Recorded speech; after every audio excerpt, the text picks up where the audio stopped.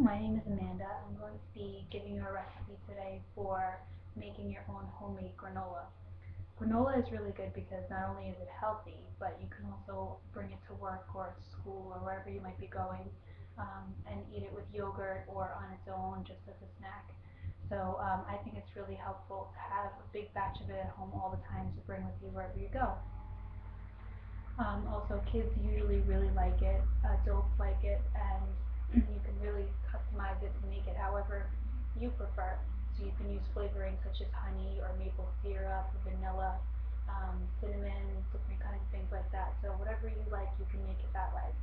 I'll give you my recipe. This one works for me. I usually start with some really good original oats, and I add different things like nuts, seeds.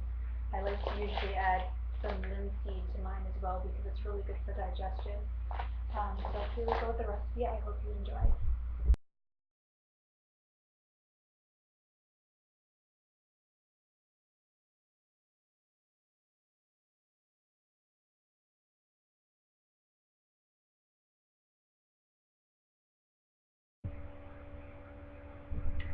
Okay, so I'm back now and I'll just show you what my counter looks like. So as you can see, I've actually just made the granola and put it into the oven, and I recorded the whole thing, but unfortunately, because I'm using a YouTube editor, it got deleted and I can't undo what I did now. So I'm just going to show you what I did on how to put the granola together and get it into the oven, and then I'll take it out and show you what it looks like in a minute. So what I did was I used this whole bag of original oats. This is 1 kilo bag, which is a little over 2 pounds. And I just dumped them into my bowl here. And then I filled up one of my soup bowls, about this size, with my nuts and seeds to add in. As I mentioned in the ingredients list, I like to use roasted and salted cashews. I find that using one seed or nut that is roasted and salted adds a nice flavor to the whole granola. And you also don't have to add salt then. So I used almost this entire bag of cashews in mine, but there's no exact measurements because it's really to your taste. I also added some pecan halves.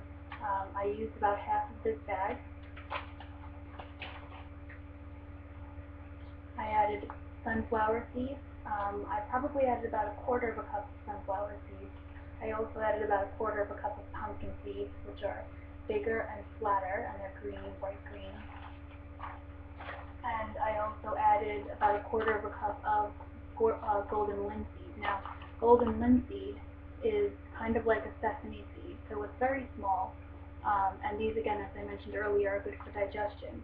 Now, I recommend using different types of nuts and seeds in your granola because it gives it a really nice texture when there's different kinds of nuts going through it. So I filled up my bowl, again, it's a soup bowl size like this, with my nuts and seeds, and I dumped it in with the oats.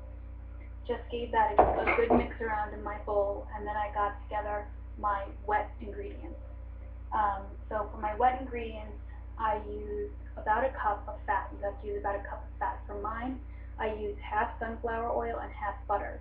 Now, if you don't want that much saturated fat, you could also use flora or some kind of margarine or something like that. Anything that's liquid fat at room temperature would be really good with this. Again, you need about a cup. You also want to put your flavorings in now. So I used 2 teaspoons of pure vanilla extract, and I used about a cup of honey. This container here is 454 grams, and I used almost all of it. It's a little squeezed here, so it's kind of warped in shape now, but about 400 grams or a cup of honey. And that'll be enough for that big bag of oats and a big bowl of nuts and seeds. So what you'll do then is you'll pour the wet ingredients in with the dry ingredients and just give it a good mix around. You don't have to incorporate every little last bit because it's nice to have different nuts in different places. And then what I did was I took a baking sheet and I lined it with parchment paper, and then I just spread the mixture out onto the baking sheet. I have my oven at about 150 degrees Celsius, just under that for my oven, or about 325 degrees Fahrenheit. You're going to leave it in for 30 minutes, so you want to make sure it's at a temperature where it can still get brown, but it's not going to get burnt. And you'll have to mix it like every 5 minutes. So we'll take a look and see what it's up to now in the oven.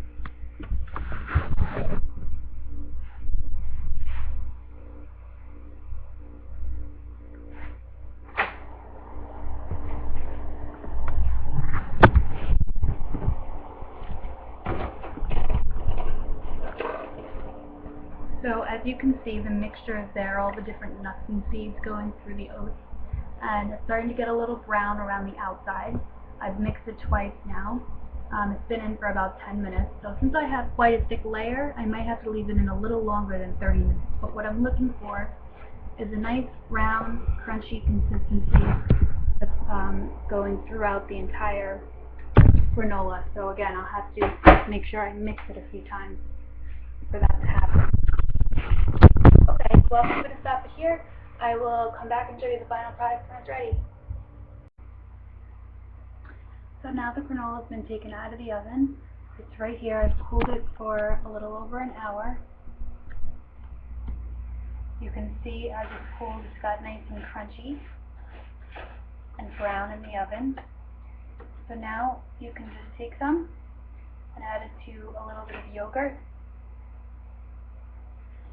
with some fruit, and it makes a great snack for a breakfast. So I hope you enjoyed my granola recipe. Please let me know if you have any flavorings that you've used or things that have worked for you, and try out my recipe and let me know what you think. Bye!